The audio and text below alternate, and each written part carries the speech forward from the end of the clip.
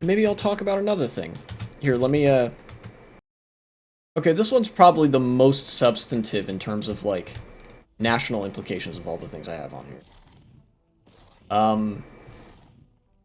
So, to anybody who has watched my content before, you will be familiar with the name Erin Reed.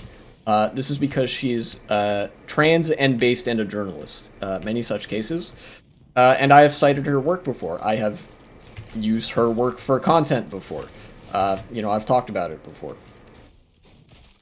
Recently, I had some good news to share about a federal judge in Arkansas who wrote, I think, the majority opinion. I don't know if it was a single judge presiding over the case or whether there were multiple judges and he just happened to write the majority opinion. But either way, it was a case in which a trans care ban was actually overturned. He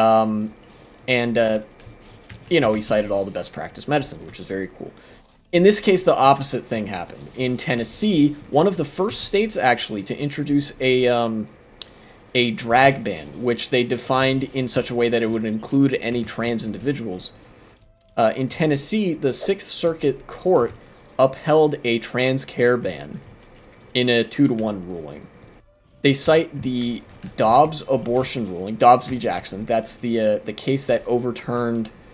That's the case that overturned Roe v. Wade and the constitutional protection for abortion, which is unfortunate to say the least. And oh yeah, in their ruling or their majority opinion, I guess, they claimed that trans care is not, quote, deeply rooted in our nation's history and traditions, thus can be discriminated against. I don't know the degree to which I should hyperbolize here, but I shouldn't have to explain that this is pretty overtly, like, fascist argumentation. Like, this is the most appeal to tradition bullshit, where they're just like, well, tradition is good, and this is not tradition, therefore it not good. It's sort of the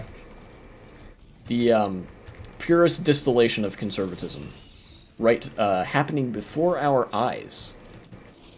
Or our very eyes. You know? In fact, let me scroll down so I can get more of this story here. Here we go. This ruling is the first to allow a gender-affirming care ban to go through, and is one of the first and most notable cases of the Glucksberg test used in Dobbs being used to deny constitutional protections for other classes of people. What is the Glucksberg test? Glucksberg requiring a, quote, careful description of the asserted fundamental liberty interests. Oh. That seems like a nothing phrase. It could be interpreted in a lot of ways. Then again, this is the field of law. Anything can be interpreted as anything, because law is kind of like a religion to some people. Especially to judges. It's so fucking weird, the degree to which we treat constitutional law like scripture in this country. Many fundamental rights we recognize today are not deeply rooted in this nation's history and traditions. This is relevant, by the way. Such rights are contraception, privacy in one's home, same-sex sexual relations, gay marriage, contraception, again, interracial marriage. I assume contraception is on there twice for emphasis, or maybe by accident. Who cares, really? Meanwhile, many things that are deeply rooted in this nation's history and traditions, such as theft of indigenous land, Jim Crow laws, and gender-specific dress codes, are unconstitutional and horrific, yet under this test, are seemingly acceptable. Oh, okay, so that Glucksberg test is basically the legal justification for saying traditional things are good and new things are bad.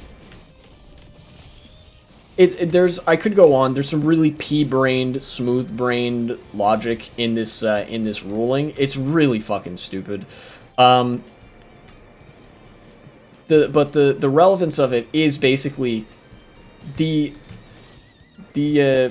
usage of this logic that, gender-affirming care is not deeply rooted in our traditions and whatever. This argument is actually meant to open the door to other to other legal cases that could strip minority groups of their rights. You know, because if you'll notice, with the exception maybe in some cases of privacy in one's home, although even that would be pretty eroded away if Republicans like got everything that they wanted.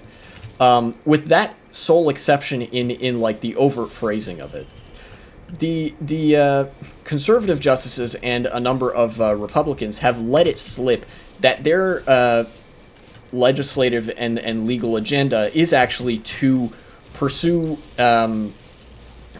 legislation against things like contraception, same-sex marriage, and sexual relations by extension, as well as interracial marriage, funnily enough. Ultimately, I'm sure anybody who has studied American politics at length will know this. Modern conservatism is actually defined by a resistance to all of the racial political advances that have happened post-integration. A lot of the scars of racism in this country running so deep that pervades today. The modern Republican Party are direct descendants, ideologically speaking, of the pro-segregationist conservative Republicans and Democrats of the Jim Crow era, to such an extent that you can literally, for some of them, you could just pinpoint the time at which a lot of the racist Democrats fled the Democratic Party and joined the Republican Party once the Civil Rights Act and Voting Rights Act were signed into law by Lyndon Johnson. And it continues to be the party of the racists to this day.